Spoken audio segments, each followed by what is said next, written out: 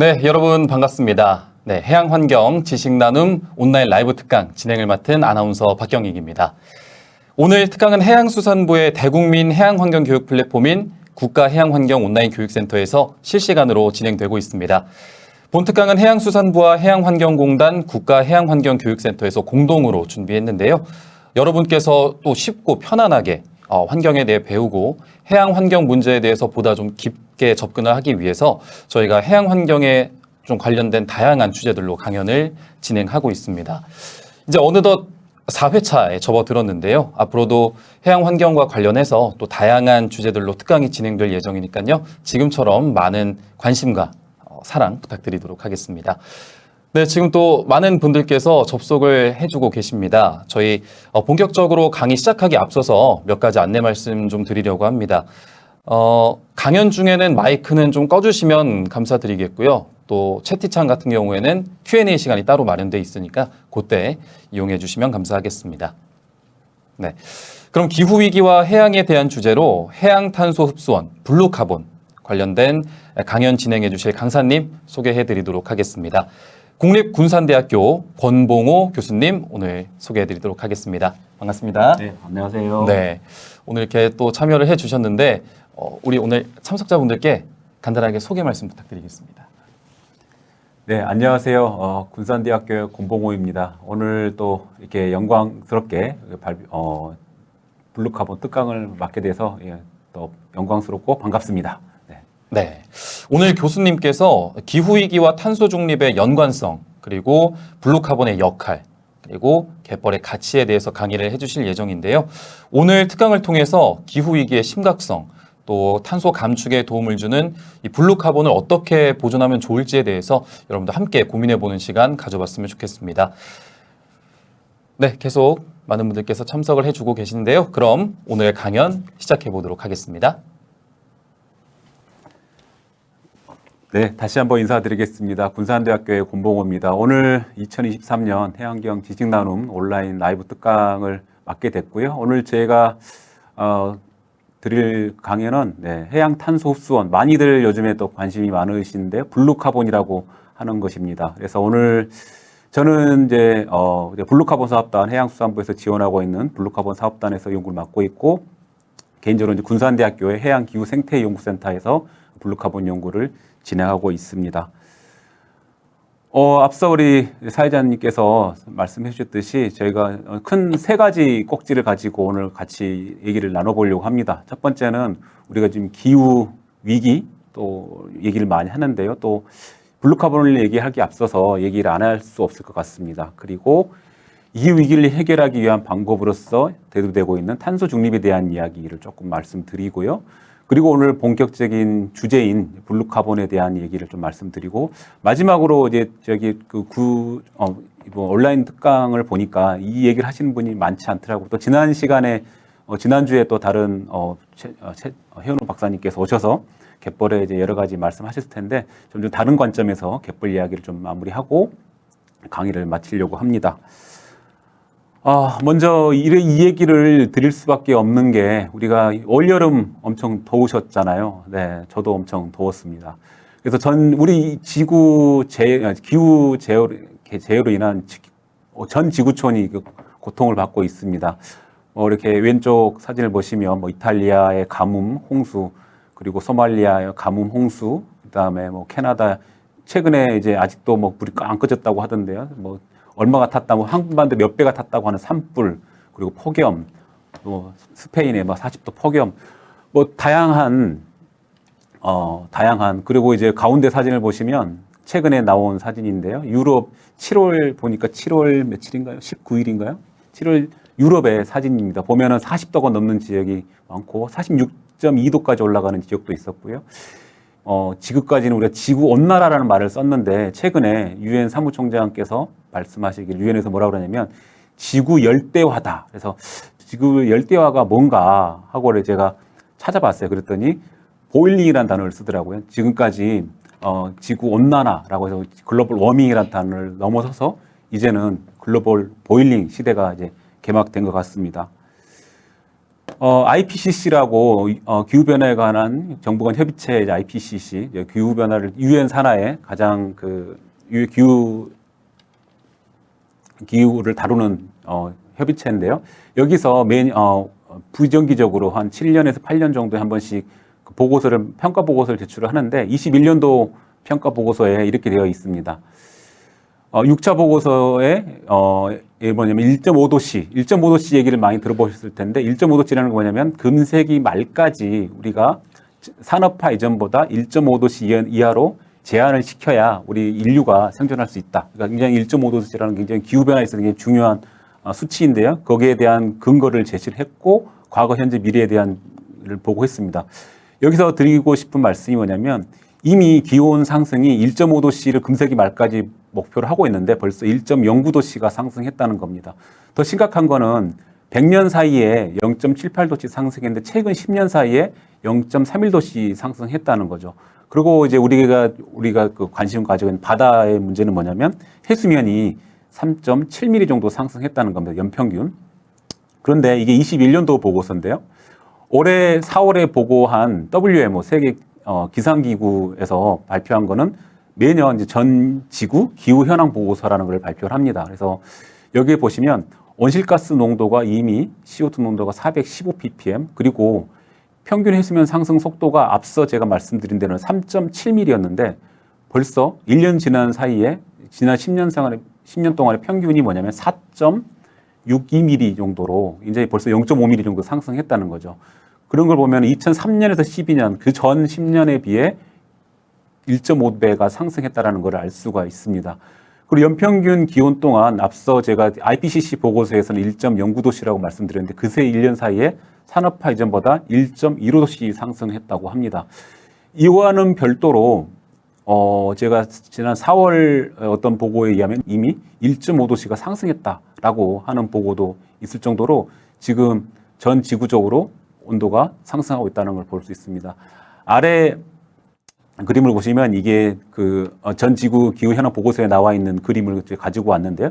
여기 보시면 전 지구, 전 바다, 우리가 관심이 있는 바다가 굉장히 끓고 있다는 것을 한눈에도 알 수 있습니다. 전 지구적인 문제뿐만 아니라 우리나라에서도 굉장히 이제 문제가 발생을 하고 있습니다. 우리 기후를 놓고 보더라도 최근 자료를 보면 연평균이 세계 평균이 1.09도씨일 때 한국은 1.6도씨 상승했다고 하고요. 해수온 상승 속도는 더 가파릅니다. 전 세계 평균이 0.48도씨였다면 우리나라 해수온의 상승이 1.23도씨 상승했다. 그다음 해수면 상승 속도 또한 전 세계 평균이 1.7mm였다고 하면 우리나라는 1.97mm 정도로 굉장히 속도가 빠르다라는 것을 알 수 있습니다.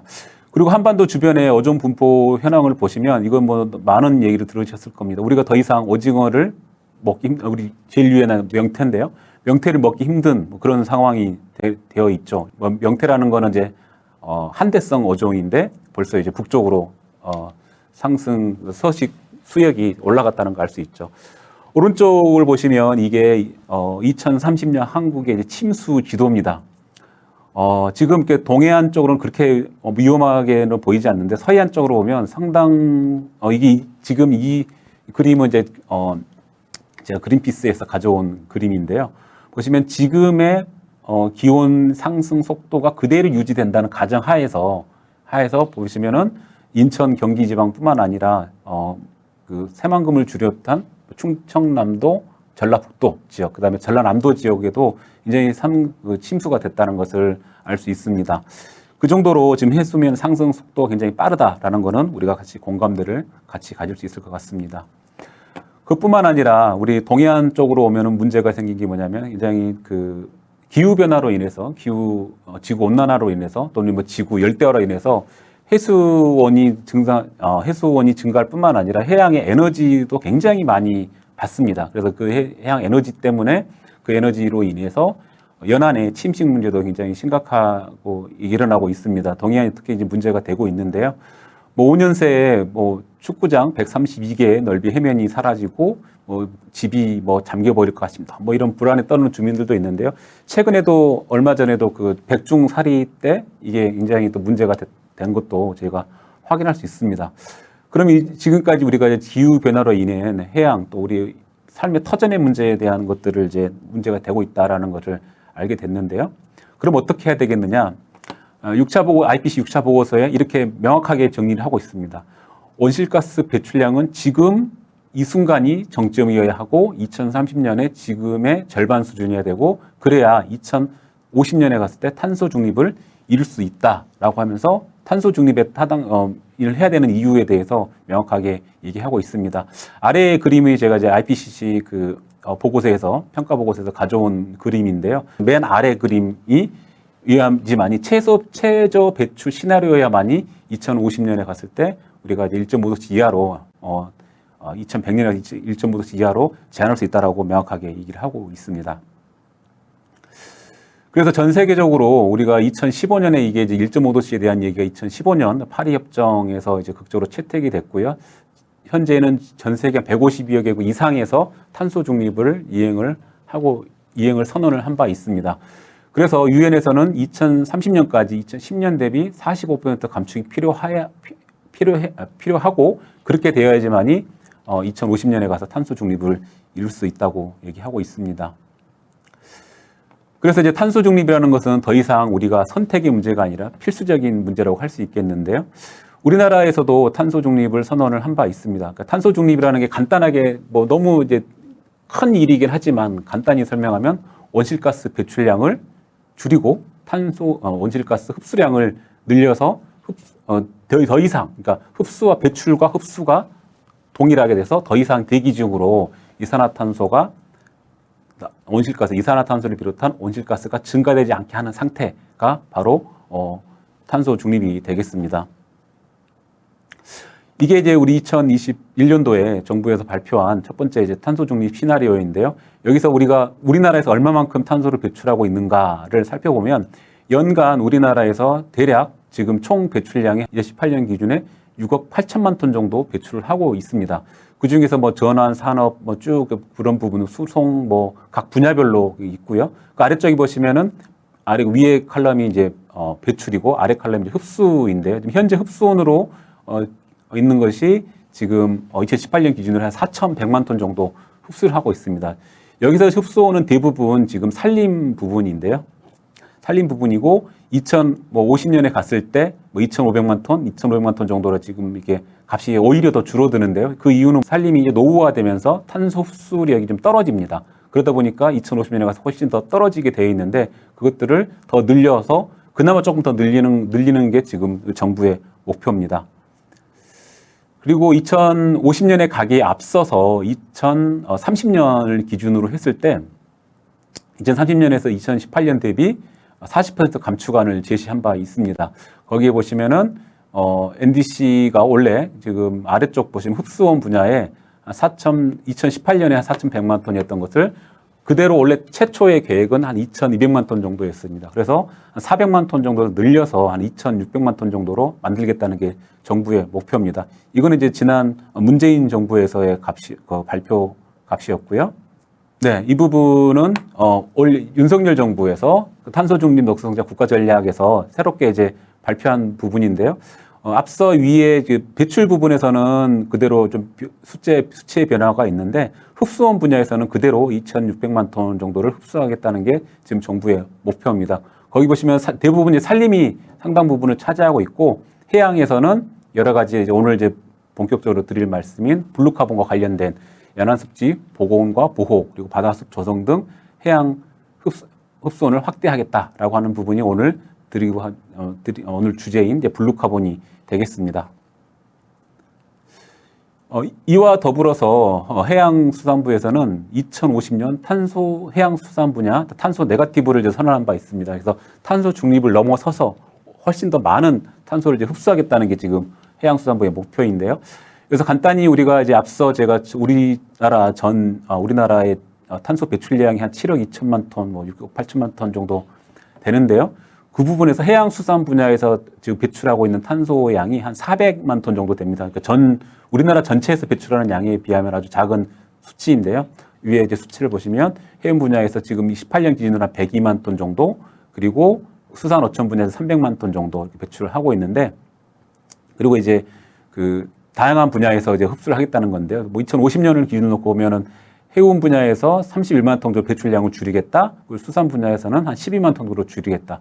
그리고 흡수원 부분에서 지금 오늘 이제 주제인 블루카본이 136만 톤을 흡수하겠다는 게 목표입니다. 그래서 전체적으로 해서 한 324만 톤 정도를 더 흡수하겠다라는 게 지금 해양수산부의 목표입니다. 그래서 블루카본에게 제가 이제 그 탄소 중립 네거티브 전략에 가져온 건데요. 시나리오상 보면 50년에 갔을 때 136만 톤을 흡수하겠다. 그래서 주요 수단으로는 갯벌 및 연안습지 식생을 복원하고 바다숲을 조성하고 신규 흡수원을 발굴하겠다라고 정책 목표가 되어 있는데, 이 부분에 대해서 제가 하나하나 좀 설명을 드리도록 하겠습니다. 좀 여기까지는 소론이었고요. 그러면은 이제부터 이제 본격적으로 이제 블루카본이 뭔지에 대해서 좀 설명을 드리겠습니다. 우리가 또 한 번 또 공부를 조금 한 번 더 했으면 좋겠는데, 전 지구적으로 얼마만큼 온실가스를 배출하고 있느냐라고 하는 건데요. 매년 글로벌 카본 부하지 보고서, 글로벌 카본 프로젝트라는 데서 전 지구 탄소 수지 보고서를 발표를 하고 있습니다. 여기 보시면 작년 2022년에 발표를 보시면 총 390억 톤 정도의 이산화탄소, 온실가스가 배출이 되고, 그 중에서 해양이 한 105억 톤 정도 흡수하고, 산림 분야, 육상에서 한 114억 톤 정도 흡수를 합니다. 그러니까 전체 배출량의 한 26% 정도를 지금 해양에서 흡수하고 있다는 거죠.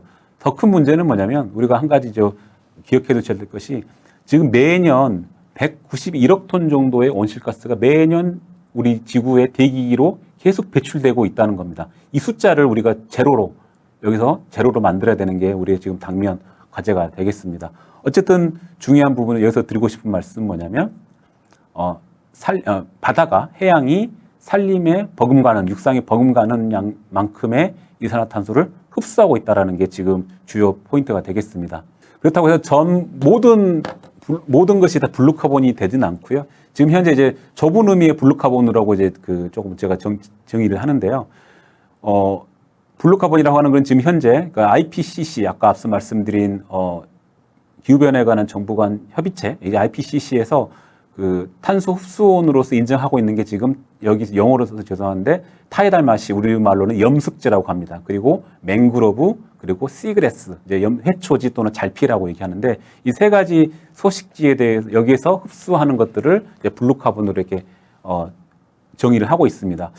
여기 보시면은 우리나라에서는 염습지는 뭐 칠면초라든가 갈대라든가 뭐 여러분들 뭐 많이 가보신 뭐 순천만 뭐 갈대, 그다음에 뭐 낙동 가까이 뭐 낙동과 하구에도 이제 그냥 염습지가 발달되어 있는데, 그런 걸 염습지라고 하고요.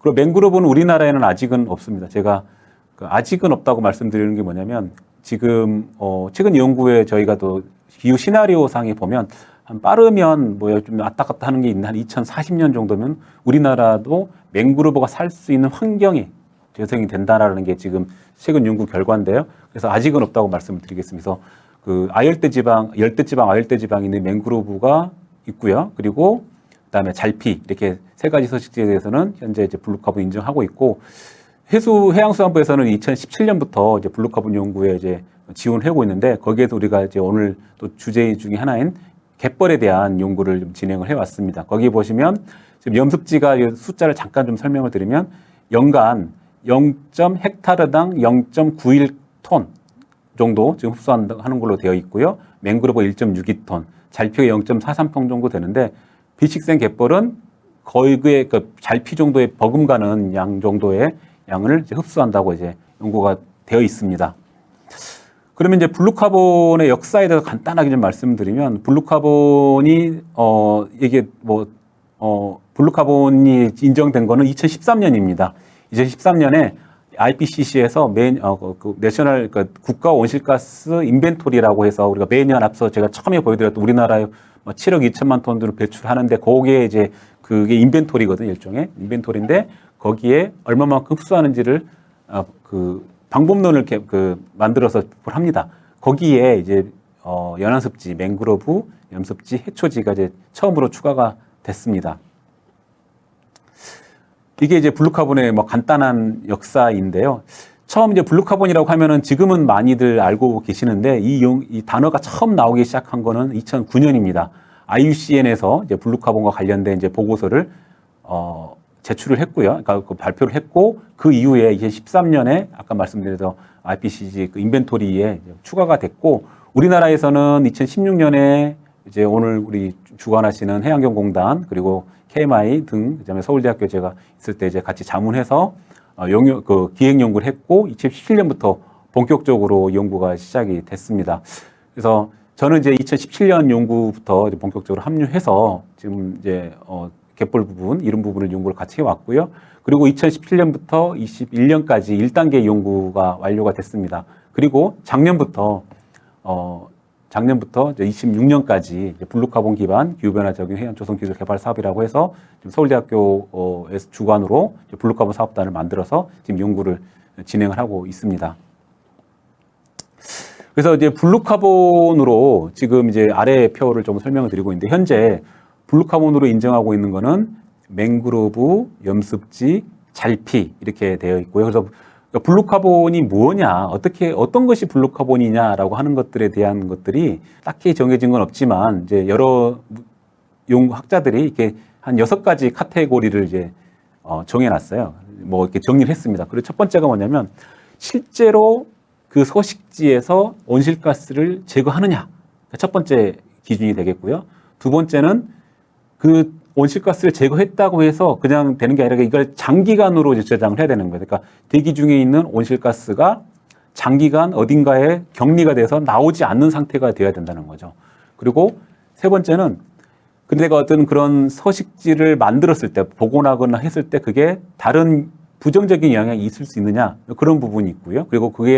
그리고 또 한 가지 중요한 거는 뭐냐면 관리적인 측면에서 이게 실제로 가능한 것인가, 예를 들면 관리가 가능한 것이냐 이런 건데요. 뭐 거기에 이제 인간의 노력이 들어갔느냐, 뭐 이런 부분이 굉장히 중요한 여부가 기준이 됩니다. 그리고 뭐 IPCC를 인정하고 있느냐, 그리고 다른 정책들과 연계가 가능하느냐라고 하는 이제 카테고리를 이렇게 정리를 해봤는데 그 중에서 이제 앞서 말씀드린 IPCC에서 인정하고 있는 맹그로브나 염습지나 잘피에 대해서는 다 예스입니다. 그렇다라고 되어 있고. 제가 이제 유력 후보군으로 이제 떠오르고 있는 게 오늘 이제 주요 말씀드리겠는 갯벌, 그리고 해저에 있는 퇴적물, 그리고 해조류 부분은 지금 이제 약간 블루카본으로서 가능성이 굉장히 많은 연구지로 이렇게 되어 있고요. 그 이후로 이제 잠재 후보군으로는 산호초, 구람초, 식물플랑크톤, 뭐 해양동물 이렇게 되어 있습니다. 그리고 보시면은 갯벌에 대해서는 물음표가 되어 있습니다. 노가 아니라 물음표. 물음표라는 얘기는 아직 잘 모르겠다라고 하는 부분이고요. 장기간 그러니까 온실가스를 제거하고 있느냐, 그 다음에 장기간 뭐 격리가 되고 있느냐, 그러면 관리가 되느냐, 뭐 이런 부분에 대해서는 물음표 부분인데요. 이 부분을 지금 저희가 해양서부 지원으로 해서 연구를 굉장히 많이 하고 있습니다. 그래서 어느 정도 일정 부분은 그런 물음표를 예스로 바꾸는 작업들이 진행되고 있고, 그리고 이거를 우리 연구로만은 그쳐서는 안 되고 나중에 이제 말씀드리지만 이제 국제 협력을 통해서도 같이 진행을 해야 될 부분입니다. 오히려 이제 그 밑에 있는 해저 퇴적물 부분은 보시면 갯벌보다 예스가 더 많습니다. 예를 들면 온실가스 제거가 되고 있느냐 또는 관리가 되고 있느냐 뭐 이런 부분들에 대한 것들이 있는데요. 이런 부분들도 여전히 지금 우리가 연구가 진행되고 있고 그래서 우리가 지금 해수부에서 지원하고 있는 블루카본 사업에서 지금 갯벌뿐만 아니라 대륙붕 퇴적물에 대해서도 해저 퇴적물에 대해서 같이 연구 진행하고 있고요. 그다음에 해조류까지도 지금 같이 연구하고 있습니다. 여기 보면 해조류가 굉장히 예스가 많습니다. 그런데 아직 IPCC도 인정 안 하고 있다라고 되어 있는데 이 부분은 2017년 처음에 이제 연구를 시작을 할 때는 해조류도 굉장히 물음표가 많이 있었습니다. 근데 한 5년, 6년이 지난 사이에 그게 물음표가 상당 부분 해소가 돼서 예스로 많이 바뀌었거든요. 더 재밌는 거는 뭐냐면 해조류는 그때는 예스니 노니 이런 것 물음표가 있었는데 갯벌 연구는 거의 없었습니다. 제가 2017년 연구 시작할 때만 해도 그 갯벌에 대한 연구는 정말 없다고 보시면 되겠습니다. 근데 그 갯벌 연구를 처음 그래도 체계적으로 시작하는 게 이제 우리나라라고 보시면 되겠습니다. 그래서 이런 이 세 가지 서식지에 대해서는 블루카본이 인정될 가능성이 굉장히 많다. 이 정도로 말씀을 드리고요. 그 이외에 뭐 산호초라든가 산호초 같은 거 다 노죠. 근데 더 노가 보면은 시간이 지나면서 연구가 되면 예스로 바뀌기도 합니다. 그래서 이런 부분들은 그렇다고 해서 우리가 완전히 노니까 아예 그냥 포기하고 연구 말아야겠다가 아니라 연구를 진행하고 있다고 말씀드리겠습니다. 좀 이 부분 좀 설명이 길었는데요. 여러분들 이제 이해를 돕기 위해서 조금 설명을 드렸습니다. 이게 이제 우리가 그 많이 설명하고 있는 이제 블루카본 갯벌에 대한 연구인데요. 우리가 2017년부터 21년까지 지금 이 자료는 20년까지 자료만 사용하긴 했는데 전 우리가 그 서남해 그다음에 동해까지도 포함을 해서 전 갯벌을 다 조사를 했습니다. 조사 정점만 놓고 보면은 303개 정점이고요. 그다음에 이제 조사 지역 한 21개 지역에서 303개 정점에서 이거를 5년 동안 조사한 결과입니다. 조금 이게 설명이 좀 어려울 수 있는데 이게 그 블루카본 탄소 저장량이 어떤 거하고 연결되냐면 이게 모래갯벌이냐 혼합갯벌이냐 뻘갯벌이냐 그러니까 이제 푹푹 빠지는 뻘이냐 아니면 모래냐 이런 거에 따라서 조금씩 다르거든요. 그래서 지역별로 모래인지 혼합갯벌인지 뻘갯벌인지 이게 저희가 구분을 하고 그거를 이제 인공위성 격자에 놓고 이거를 이제 그거를 뭐라고 해야 되나 저희끼리는 이제 뿌렸다 이렇게 표현을 하는데 그걸 이제 뭐 전문용어로 외삽했다라고 하는데 어쨌든 간에 좀 어려운 뭐 학문적으로 어렵긴 한데 간단히 설명하면 지역별로 조사해서 그거를 좀 확대시켜서 통계를 냈다 보시면 되겠습니다. 그래서 이게 지금 보니까 대략 총 갯벌에 우리나라 갯벌에 4,800만 ton 정도 유기탄소가 저장되고 있고 연간에 한 26만 톤 정도 유기탄소를 흡수한다. 저희가 이제 이건 평균 정도의 값이고요. 뭐 최대로는 한 48만 톤, 뭐 49만 톤 정도 흡수하는 걸로 그렇게 발표를 한 바 있습니다. 그래서 이렇게 체계적으로 해서 전국 단위로 연구를 한 게 어디 보시면 여기 우리나라가 최초라고 보시면 되겠습니다. 그래서 그런 부분들을 우리 갯벌의 가치에 대해서도 우리가 상당 부분 이제 알 수 있다. 요거는 조금 더 갯벌의 가치와 연결해서 한 번 더 말씀을 드리겠습니다. 그리고 이제 앞서 말씀드렸듯이 갯벌뿐만 아니라 이제 조화대 퇴적물까지도 지금 그 오른쪽 상단에 있는 그림인데요. 이게 영국 정부 중심으로 해서 많이 연구되고 있습니다. 그래서 쉽게 말하면 블루카본의 그러니까 그러니까 퇴적물에 저장되어 있는 탄소를 그러니까 상당 부분을 차지하고 있는데 맹그로브에 있는 것도 퇴적물 그리고 뭐 염습제도 퇴적물을 주로 그러니까 식물뿐만 아니라 퇴적물에도 많이 저장되어 있는데 갯벌도 마찬가지 퇴적물이고요. 그리고 그러면 갯벌도 퇴적물이고 염습제도 퇴적물인데 그러면 그 멀리 있는 먼 바다에 있는 뭐 해저에 있는 퇴적물에도 상당 부분 탄소가 저장되어 있지 않겠냐라는 거거든요. 그래서 실제로 영국 정부에서 이렇게 발표를 한 바 있습니다. 그래서 저희도 보니까 이 연구를 지금 저희는 작년부터 시작을 해서 작년에 이제 시범 조사하고 올해 이제 서해 지역 조사하고 있는데요. 갯벌만큼은 아니지만 그래도 상당 부분 탄소가 저장되어 있다는 것을 확인을 하고 있습니다. 이 부분은 차후에 또 다른 기회가 있으면 또 말씀을 드리도록 하겠습니다. 그것뿐만 아니라 이제 해조류에 대해서도 여러 가지 얘기가 되고 있고요. 이게 이제 앞서 말씀드린 해저 퇴적물에 대한 얘기입니다. 해저 퇴적물이 이제 영국 정부에서 이제 보고를 했는데 뭐 그림이 잘 보실지 모르겠습니다. 처음에 앞에 이제 그 해초지, 시그레스, 그다음에 솔트마시, 염습지 각각 종류별로 그리고 이제 인터타이달 플랫이 이제 그 갯벌이거든요. 갯벌에 대한 것들 그리고 이제 대륙의 퇴적물 되어 있는데 저희가 관심을 갖는 이유 중에 하나가 뭐냐면 영국도 마찬가지로 우리나라와 마찬가지로 굉장히 환경이 비슷합니다. 뭐 영국도 보면은 사면이 바다죠. 우리도 삼면이 바다고 그리고 거기도 이제 맹그로브가 없습니다. 예. 우리랑 되게 비슷하죠. 그래서 염습지와 갯벌 이렇게 다 포함을 하고 있고 해초지까지 포함하고 있고요. 그리고 또 한 가지 또 재미있는 사실은 우리나라 관할 해역이라고 하거든요. 그러니까 뭐 영해를 포함해서 이의지까지 포함한 우리가 관할 해역이라고 하는데 관할 해역 면적이 얼마인지 혹시 알고 계신지 모르겠습니다. 우리나라 제가 숫자는 한 대략 지금 이제 뭐 이웃 국가 우리 일본이나 중국하고 아직 그 경계 획정이 정확하게 되지 않아서 대략이라는 말씀을 드릴 수밖에 없는데 대략 한 43만 제곱킬로미터 정도 됩니다. 그리고 영국의 그 대륙붕이 우리 영국의 관할 해역이 대략 한 50만 제곱킬로미터 정도 되라고 해서 바다 면적으로 놓고 보면 영국하고 우리나라하고 비슷한 부분이 많아서 제가 영국 말씀을 자꾸 드리게 됩니다. 그래서 이 부분 우리 갯벌 아니고 이제 해저 퇴적물과 관련해서는 영국하고 굉장히 협력을 하고 이제 준비하고 있습니다. 또 많은 부분들이 관심 갖고 있는 부분이 해외 이메페류거든요. 이메페류에 대해서는 또 네덜란드에서 이런 보고서를 발표한 바 있는데요. 이제 제목 자체가 블루카본 바이 마린 바이베블스, 그래서 이메페류에 의한 블루카본 이렇게 되어 있어요. 여기 보시면은 각각의 이제 그러니까 그 굴이라든가, 그러니까 이메페류라는 게 폐각이 두 개다라고 해서 우리가 이메페류라고 하거든요. 그래서 그 폐각 안에 탄산 칼슘으로 만들어져 있는데 거기에 그 만들어지는 과정에서 이산화탄소를 이제 가지고 화합하게 되어 있습니다. 그래서 그런 과정에서 이게 폐각에도 이산화탄소가 저장되어 있다라고 얘기하면서 이제 블루카본으로 이렇게 얘기하는 경우도 있습니다. 그런데 이제 여기에 대해서는 여러 가지 논란이 있습니다. 이제 폐각을 만들면서 이산화탄소를 배출하기 때문에 이게 또 배출이 아니겠느냐. 아까 제가 표에 보여드렸듯이 이게 뭐 노인 경우도 있고 막 이렇게 좀 여러 가지 얘기가 많이 있거든요.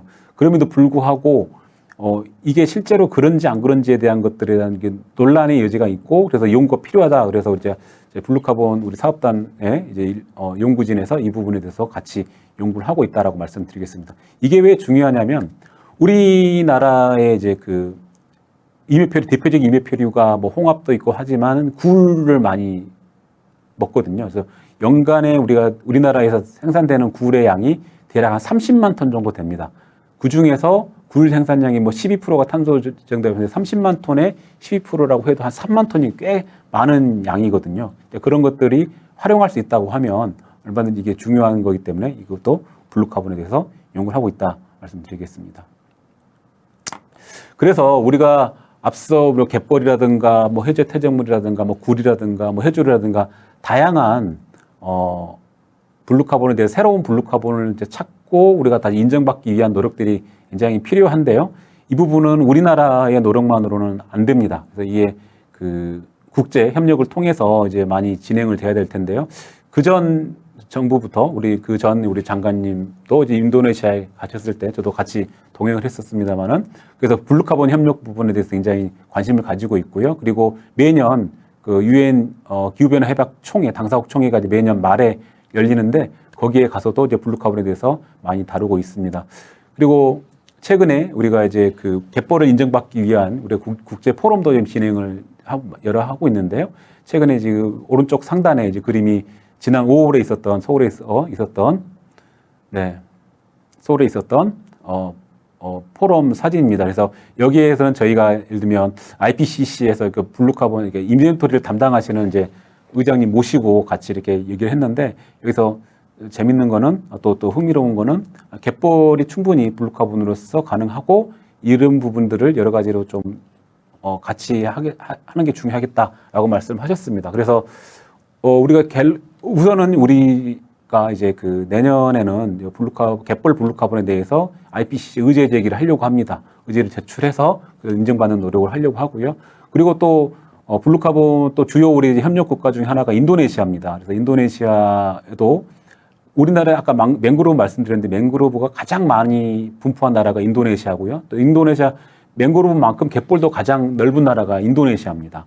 인도네시아의 맹그로브가 한 대략 한 3만 제곱킬로미터, 갯벌이 한 15,000제곱킬로미터 정도니까 우리의 몇 배죠. 몇 배 되는데 그래서 이런 것들을 맹그로브뿐만 아니라 갯벌에 대해서 같이 하자. 그래서 지금 우리나라에 지금 한인이 공동 해양과학 공동센터가 있는데 거기 센터를 중심으로 해서 같이 현장 조사도 하고 워크숍도 진행을 하고 있습니다. 네, 여기까지 제가 이제 블루카본에 대해서 말씀을 드렸는데 충분한 설명이 안 됐을 것 같은데 그래도 또 Q&A 시간에 또 말씀드리도록 하겠습니다. 그리고 이제 또 많은 분들이 관심이 있어 할 이제 갯벌 이야기입니다. 갯벌 얘기를 제가 한 15분 정도 남았는데 재밌는 얘기 조금 드리려고 합니다. 우리 어디 가나 우리 갯벌에 가보시면 어디 안내판이 있으면 세계 5대 갯벌이라고 이렇게 나옵니다. 보면은 어디 가나 갯벌 가보시면 가시면 다 적혀 나와요. 보면은 우리나라 서해안 갯벌은 북해, 이제 와데네라고 합니다. 와데네, 그리고 캐나다 동부 연안, 그리고 미국 동부 조지아 연안, 뭐 아마존 유역을 포함을 해서 여기를 5대 갯벌이다 이렇게 얘기를 많이 하는데 최근에 조금 이제 해수부에서도 이제 그거를 이제 5대 갯벌 말고는 이제 요즘 3대 갯벌 이렇게 얘기도 많이 하고 하는데 저는 이제 요즘에 또 우리 저희 연구진끼리는 얘기하는 게 아니다. 2대 갯벌이다. 그 얘기를 많이 합니다. 지금 왜 그렇게 말씀드리냐면 뒤에 나오겠지만 우리가 우리 갯벌이 2021년에 세계 자연유산으로 등재가 됐습니다. 그래서 북해 연안 와데네가 첫 번째로 됐고요. 두 번째가 이제 그 중국의 옌청 갯벌이 두 번째, 그리고 갯벌로는 세 번째로 우리 갯벌이 이렇게 인정이 됐기 때문에 등재가 됐기 때문에 뭐 3대 갯벌 얘기하는데 우리가 생물 다양성이라든가 여러 가지 생산성 이런 걸 보면 우리나라가 거의 그 세계 탑급이거든요. 이거는 요 다음 그림 좀 보시면 요거는 이제 제 박사학위 주제이기도 했는데요. 뭐 개인적으로 말씀드리면서 세계 가장 그 우리 전체, 그러니까 우리가 뭐 우리 갯벌, 뭐 중국 갯벌 제가 이제 그렇게 얘기해요. 그러니까 와데네 갯벌에 버금가는 갯벌이 우리 황해 갯벌, 그러니까 전체로 중국까지 포함한 황해 get벌이 전 세계에서 1차 생산량이 가장 높은 수준입니다. 이거는 지금 여기에 이제 전체 리뷰한 것들을 좀 정리를 해봤는데요. 그 이유가 뭐냐면 아직은 잘 모르는 부분도 있긴 한데 그게 굉장히 독특한 게 우리가 찾아보면 황해 갯벌이 전 세계에서 가장 생산성이 뛰어나다는 것을 확인할 수 있습니다. 그 이유는 좀 찾아가고 있는데요. 그런 부분들이 우리는 블루카본하고도 연결되지 않을까. 또 이제 뒤에 나왔지만 해양 생물의 다양성하고도 연결이 되는데요. 이게 2021년도에 우리 해양수산부 지원으로 이제 해양 생태계 서비스 가치 평가를 한 적이 있는데요. 여기 해보니까 그 중에 갯벌의 가치를 보니까 연간 한 17조 8천억, 뭐 정확하게는 한 그 정도의 가치를 이제 했는데 발표가 됐는데요. 이게 연간입니다. 연간. 그리고 보시면은 이제 해양 생태계 서비스라고 하는 거는 해양 그 자연이 우리에게 인간에게 주는 그 선물 같은 것들 우리가 해양 생태계 서비스라고 하는데 이게 여러 가지 우리가 세계 한 4가지 서비스라고 합니다. 첫 번째가 수산물이라든가 이런 걸 주는 걸 공급 서비스라고 하고요. 그다음에 오염을 정화한다거나 탄소 흡수하는 것도 우리가 이런 거를 조절 서비스라고 하고 또 재해 방지까지 포함해서 그리고 뭐 여러분들 이제 갯벌 가는 거 뭐 그다음에 또 해양 관광 이런 것들이 다 생태 관광이라든가 어디 뭐 해수욕장 가서 놀러 가신다든가 이런 것들이 다 우리가 문화 서비스라고 합니다. 그리고 마지막으로 그런 것들이 가능하게끔 하는 게 우리가 지원 서비스 또는 이제 지지 서비스라고 하는데 그 중에서도 제가 공급 서비스와 지원 서비스 빼고 조절 서비스와 문화 서비스만을 가지고 평가를 해봤을 때 대략 그 가치가 한 17조 정도 된다는 거죠. 그 전에 공식 통계로는 한 16조 정도 됐는데 그걸 그 사이에 조금 더 늘어났다고 보시면 되겠습니다. 그 중에서도 가장 많이 차지하고 있는 부분이 수질 정화라는 부분도 굉장히 큽니다. 뭐 이게 그 가치가 어떻게 돈을 매겨지느냐 뭐 자세히 말씀드리기는 어려운데 어쨌든 간에 정화 비용이 많이 든다라고 생각하시면 되고요. 그에 비해서 지금 저기 잘 안 보이는 표시에 아무튼 탄소 흡수력이 조금 더 적게 되어 있긴 한데 그 부분은 뭐 돈으로 판단하기는 어렵긴 하지만 어쨌든 그런 걸 다 포함해서 우리의 갯벌의 가치가 굉장히 많다 이렇게 정리를 하면 말씀을 드리겠습니다. 그런데 뭐 애석하게도 우리 갯벌이 간척이 많이 됐습니다. 우리 갯벌이 지금 현재는 지금 정확하게는 2,492제곱킬로미터, 대략 한 2,500제곱킬로미터 정도 되는데요. 지난 한 50년 동안 간척된 면적만 해도 뭐 대략 요거를 오른쪽 그림은 이제 간척 계획된 것이 한 2,400제곱킬로미터 정도 되고 뭐 통계마다 조금씩 다른데 대략 한 뭐 1,800제곱킬로미터 정도 된다고 하더라고요. 제가 뭐 정확한 통계는 모르겠습니다. 아무튼 오른쪽 그림이 보시면 1996년도에 그 당시 농어촌진흥공사에서 만든 한국의 간척이라는 책에 있는 겁니다. 거기 보시면은 96년 기점이니까 보시면은 파란색으로 되어 있는 부분이 계획되어 있던 부분입니다. 놀라운 부분은 저기 지금 새만금 보시면 새만금 앞에 있는 바다가 전체 바다를 다 메우겠다고 하는 그런 계획이 있었을 정도로 굉장히 여러 가지 얘기가 많이 있었죠. 그런데 이런 계획들은 지금은 다 이제 폐기된 상태이고요. 저도 이제 군산에서 왔습니다만 이제 새만금 얘기를 아니할 수가 없습니다. 새만금 갯벌이 최근에 여러 가지 이유로 많이 이제 관심을 받고 있는데 새만금 방조제에 의해서 좀 갯벌 포함해서 유역 면적만 해서 400제곱킬로미터 정도 되는 갯벌이 세계 최대 갯벌, 국내 최대죠. 국내 최대 갯벌이 역사 속으로 사라졌습니다. 그게 이제 2006년이니까 벌써 한 17년 정도 지났는데요. 그 당시만 해도 이런 마지막 사진입니다. 마지막에 물막이 공사하는 사진이고요. 이제 새만금이 사라졌습니다. 새만금뿐만 아니라 이제 2018년도에 이런 연구를 해봤습니다. 지난 40년 동안 황해 지역의 갯벌이 얼마만큼 사라졌을까를 이제 연구를 해봤는데요. 이거는 이제 인공위성 사진을 통해서 각 시대별로 총 80년대, 90년대, 2000년대, 2010년대 이렇게 해서 시대별로 얼마만큼 갯벌이 사라졌는지 이거를 이제 그 인공위성 사진으로 이제 비교를 통해서 연구를 해본 적이 있습니다. 거기에 보시면 대략 한 40년 동안 연평균 1% 정도의 매년 평균 1% 정도의 갯벌이 사라졌다고 하는 것입니다. 그러니까 대략 2020년대까지 통계를 내보니 황해 지역 전체 지역에 한 9,700제곱킬로미터 정도의 갯벌이 사라졌다고 하는 것을 통계를 낼 수 있었는데요. 이게 물론 이게 저희 그 개인 국가 프로젝트를 받은 게 아니라 제 개인 연구를 통해서 얻은 자료다 보니까 뭐 숫자 자체는 조금 다릅니다. 그리고 그 서해 지역만 했기 때문에 뭐 우리나라 제일 위에 이제 파란색으로 보시면은 한국, 그다음에 이제 북한까지 다 들여다봤는데 북한, 중국 이렇게 그 줄어든 걸 볼 수 있는데 물론 이제 지금 해수부의 공식 통계가 조금 다를 수 있다는 건 말씀을 드리고요. 그런 수치적인 거 부분, 그러니까 전체적으로 대략 얼마만큼 사라졌는지에 대한 것들 퍼센트만 보시면 될 것 같은데 각각의 시기별로 조금씩 다릅니다. 우리나라 같은 경우는 1990년에서 2000년대로 넘으면서 그때 이제 굉장히 많이 갯벌이 많이 사라진 걸 확인할 수 있는데 이게 지금 새만금과 시와호가 굉장히 큰 차지를 하고 있고요. 그렇지만 이제 2000년대 이후로는 한 0.5% 정도니까 거의 이제 간척을 많이 안 하고 있는 그런 추세입니다. 그런데 오히려 이제 북한 같은 경우는 2080년도에서 90년대 넘어오면서 그때 많이 간척이 됐고요. 중국은 최근 2000년에서 이제 10년 넘어올 때 굉장히 간척이 많이 되고 있다는 겁니다. 그래서 지금까지는 우리가 그 간척이라는 것들이 뭐 여러 가지 식량 생산을 위한 것들, 뭐 또 공단을 만드는 것들 그런 여러 가지 이유로 많이 사라졌지만 지금 앞서 말씀드린 대로 갯벌의 가치, 뭐 우리가 블루카본을 포함한 여러 가지 가치를 많이 알려지면서 더 이상의 이제 간척은 없어야 되겠다라고 하는 것들이 우리의 그래서 그런 인식이 많이 확산되고 있는 것 같습니다. 그리고 이제 이제 자랑스럽게도 우리 갯벌이 이게 세계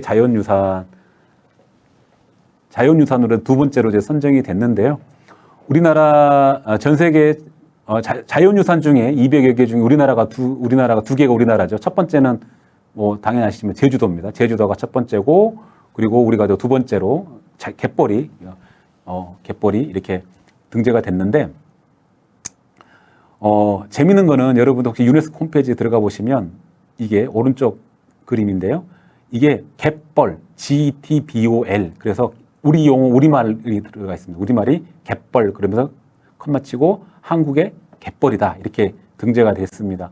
물론 이제 그 갯벌이 이제 그 등재된 이유 중에 가장 큰 이유가 지금까지는 뭐 여러 가지로 가장 많이 관심 갖는 부분이 뭐냐면 새 부분이죠. 철새, 바다새. 그러니까 우리 새가 갯벌에 날아와서 그 이제 먹이 활동을 하고 이렇게 또 이동하는 그런 중간 기착지로서 갯벌이 보편 타당성 부분에서 굉장히 중요한 가치로 여겨져 왔었습니다. 그렇지만 그거에 더해서 제가 지금 말씀드린 블루카본이라는 부분이 그 가치를 계속 우리가 찾아내면서 더해져 가고 있다는 거죠. 제가 오늘은 이제 블루카본이라고 하는 부분에 대해서 말씀을 드렸지만 또 다른 가치가 있을 수 있습니다. 그런 것들을 우리가 우리 후손에게 물려줘야 될 가치, 자연유산으로서 우리가 갯벌을 지키고 보호하고 또 필요하면 나아가서 복원해야겠다라고 생각이 듭니다. 네, 5분 정도 남았는데 이게 마지막 슬라이드입니다. 그래서 뭐 이게 제가 이제 그 개인적으로는 왼쪽에 가운데 계신 분이 저희 은사님이신데요. 굉장히 이제 갯벌 연구도 많이 해 오셨고 마지막에 이제 그 말씀드리는 게 갯벌을 이제 국립공원으로 하자는 게 아니라 국립공원 수준으로 보호하자. 약간 이제 국립공원이라고 그러면 이제 조금 안 좋아하시는 부분도 있긴 한데 어쨌든 국립공원 수준으로 전체 갯벌을 보호하자라고 이제 주장을 하고 20년 전부터 주장하고 계십니다. 그리고 제가 이 부분을 말씀드리려고 하는 게 아니라 오른쪽 그림이 굉장히 중요한 그림인데요.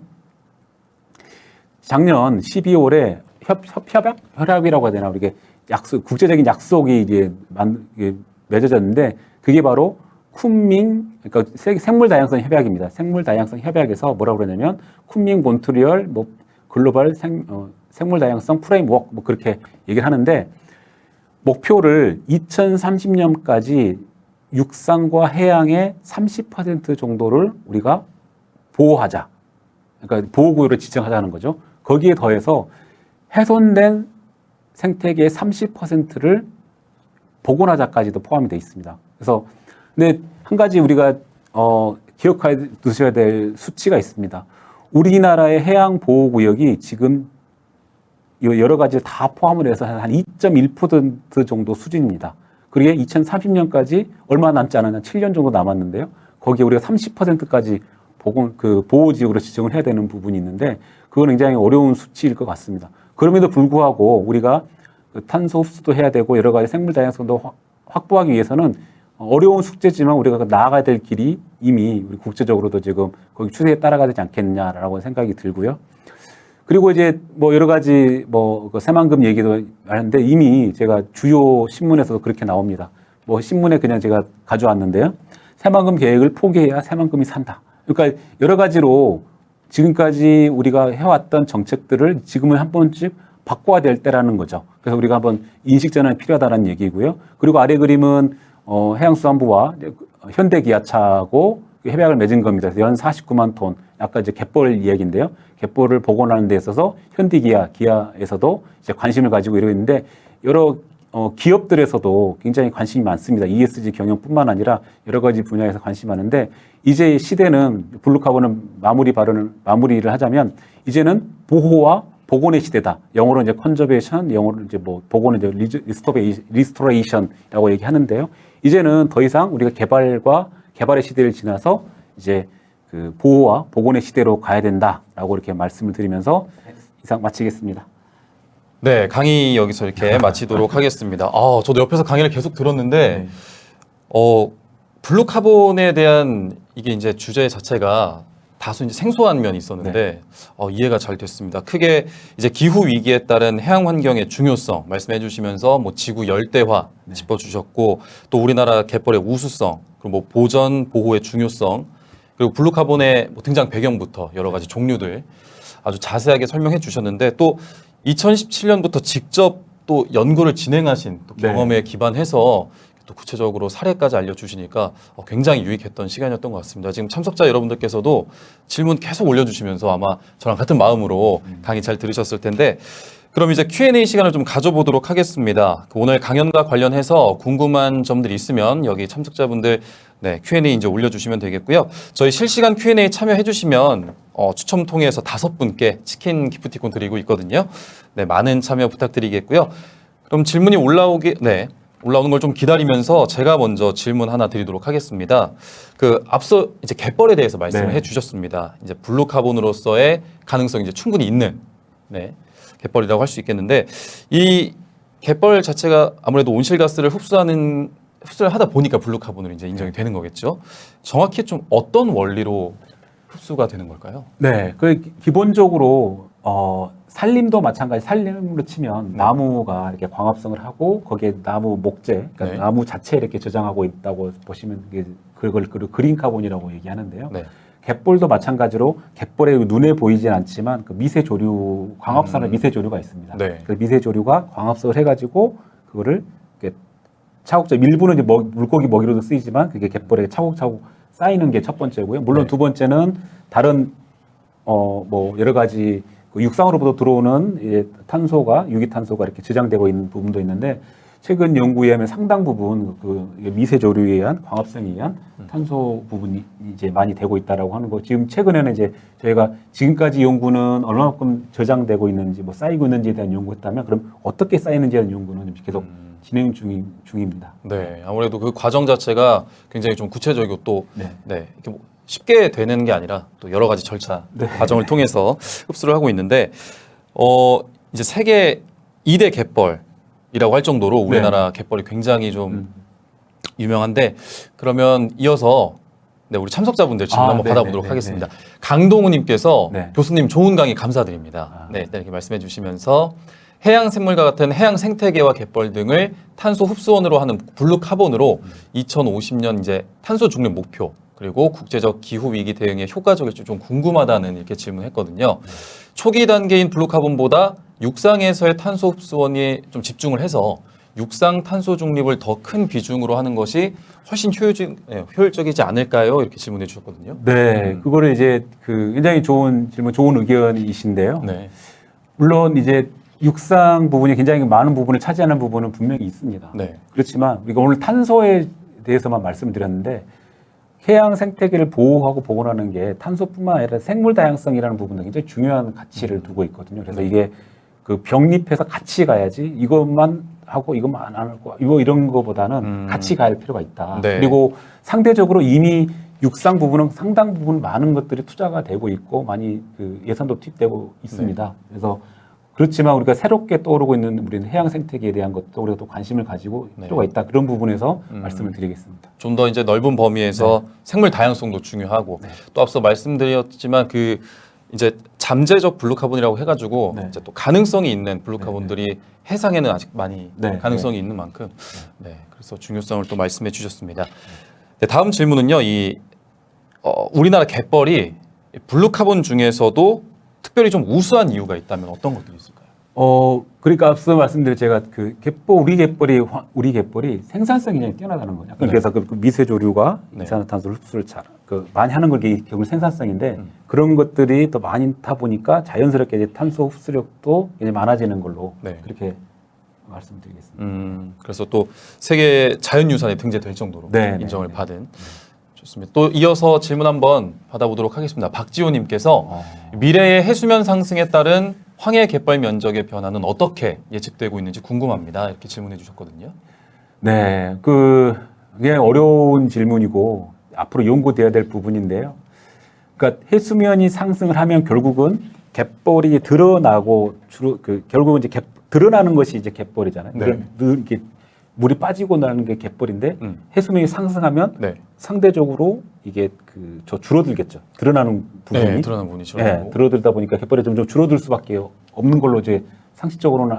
그런데 또 재밌는 거는 이게 해수면이 상승하다 보면 이게 육상 쪽으로 많이 넘쳐 들어올 수도 있거든요. 그러니까 지금에서 상당 부분이 침수가 많이 되고 있는데 그게 또 갯벌로 바뀔 수 있어서 이런 부분에 대한 연구도 굉장히 많이 필요한 연구라고 생각이 듭니다.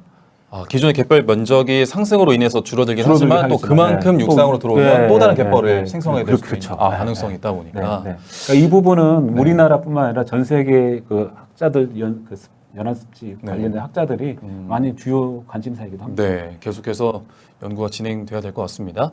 그리고 최형래님께서 블루카본 유익한 강의 감사드립니다. 갯벌에 살고 있는 입장에서 갯벌의 보존 가치에 대한 연구 소식 매우 기쁘다고 말씀해 주셨는데 궁금한 점이 이제 탄소 저장 검사 방식이 어떻게 이루어지고 있는지 알 수 있을까요? 이렇게 네, 굉장히 전문적인 질문이신데 저희가 기본적으로 약간 좀 설명을 이제 드리면 이게 보일지 모르겠네요. 보이죠? 그래서 이게 갯벌입니다. 거기다가 두 가지 조사를 하는데요. 첫 번째는 얼마만큼 저장되어 있는지를 하기 위해서 저희가 이제 코어라고 합니다. 코어 이렇게 동그랗게 긴 거를 이 갯벌에다 쭉 넣어서 한 대략 한 1m 정도, 1m 정도를 이렇게 집어넣어서 여기를 이제 커팅을 합니다. 잘라서 각각의 층별로 얼마만큼 탄소가 저장되어 있는지 이렇게 조사를 하고요. 두 번째는 얼마만큼 이제 표층에 얼마만큼 이제 약간 어려운데 표층에 광합성 얼마만큼 하는지 뭐 그런 것들도 포함을 해서 그리고 또 퇴적률이 얼마만큼 되는지 뭐 이런 것들 하는데 이게 전문적인 질문인데 개인적으로 또 연락을 주시면 한번 갯벌을 가셔서 해보셔서 직접 체험해 보는 것도 도움이 많이 될 것 같습니다. 그리고 이윤진님께서 교육 현장에서 사람들에게 각인시키기에는 그만큼 유용한 것이 없어서 어쨌든 세계 5대 갯벌이라는 것을 알려주고 싶고 또 정확한 출처를 알았으면 알고 있었으면 합니다. 어디서 선정한 것인지 알 수 있을까요? 굉장히 어려운 질문인데 어려우면서도 조금 쉬운 질문이기도 합니다. 그러니까 저도 이제 갯벌을 연구하는 입장에서 도대체 5대 갯벌이 어디일까? 이제 뭐 그냥 워낙 시중에서 많이 이제 다니는 얘기였어요. 그래서 물론은 시작은 2001년도에 아까 저 은사님 한국의 갯벌이라는 책에 이렇게 되어 있습니다. 그래서 5대 갯벌의 순위를 매기는 게 아니고요. 전 세계에 어디에 갯벌이 있는가라는 걸 이제 그러니까 이제 분포도를 그게 이렇게 한 5군데를 이렇게 있다라고 해서 정리해 준 게 있어요. 네.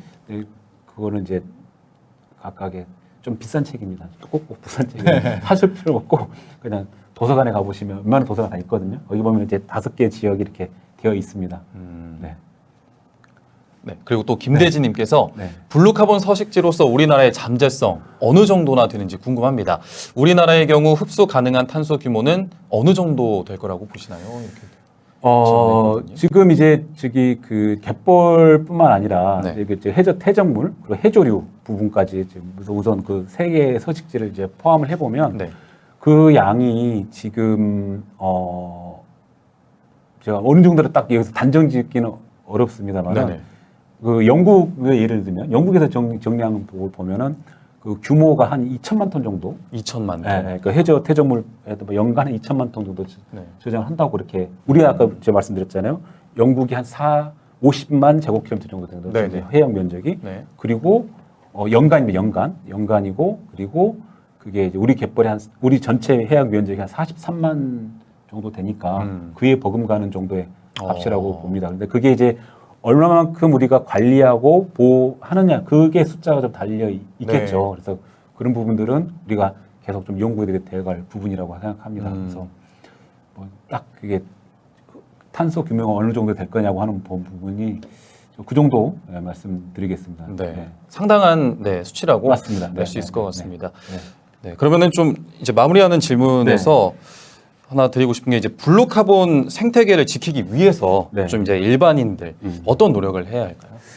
네, 결국은 말씀드린 대로 제가 해양 생태계 전반에 대한 보호하고 네. 이제 복원이라고 할 수 있는데 이 우리 일반인이 할 수 있는 것 중에 제일 들을 수 있는 말씀은 네. 결국은 우리 해양 생태계 가셔서 막 해집지 마시고 네. 그냥 이렇게 그저 바라만 보시는 그렇죠. 해양 쓰레기 같은 것도 쓰레기도 많이 버리시면 줄여야겠고. 안 되고 그런 것들이 다 연결돼 있는 네. 거거든요. 그런 그냥 그런 부분에도 관심을 가졌으면 좋겠다라고 말씀드립니다. 마지막 질문 하나요. 네, 마지막 질문. 강동현님, 질문을 계속해서 올려주셔가지고, 네. 네, 갯벌은 국내뿐 아니라 국외에도 있는데 우리나라 갯벌이 블루카본으로서 더 우수한가요? 그렇다면 우리나라 갯벌의 차별점 궁금합니다. 네, 그러니까 그 부분을 실제로 제가 뭐 많은 연구를 해본 건 아니고요. 제가 그 호주하고 캄보디아 뭐 이게 실제 제가 현장 가서 갯벌 호주, 캄보디아, 우리나라 세 개의 갯벌을 비교해 보건데 네. 그 다른 갯벌에 비해서 우리가 아까 말씀드린 1차 생산력이 굉장히 뛰어납니다. 네. 하고 다른 전 세계 평균 한 2배 정도 뛰어나거든요. 그러니까 그만큼 이산화탄소 뛰어나다는 건 이산화탄소 흡수를 많이 흡수한다라고 네. 하는 부분들. 그러니까 그게 왜 그러냐고 하는 것들은 저희가 추정은 하지만은 정확하게 이제 하기 어렵지만 우리들은 조차가 크다라는 부분이 전 세계 평균에 비해서 네. 조차가 크다라는 부분이 우리 갯벌의 특성을 나타내는 게 아닌가. 지금 그 정도로 지금 추정을 하고 있습니다. 네, 조차에 의해서 이제 좀 더 물리적인 요인들이 또 생물적인 요인까지 연결되는 것 같습니다. 네, 답변 감사드립니다. 네, 질문은 여기서 마치도록 하겠고요.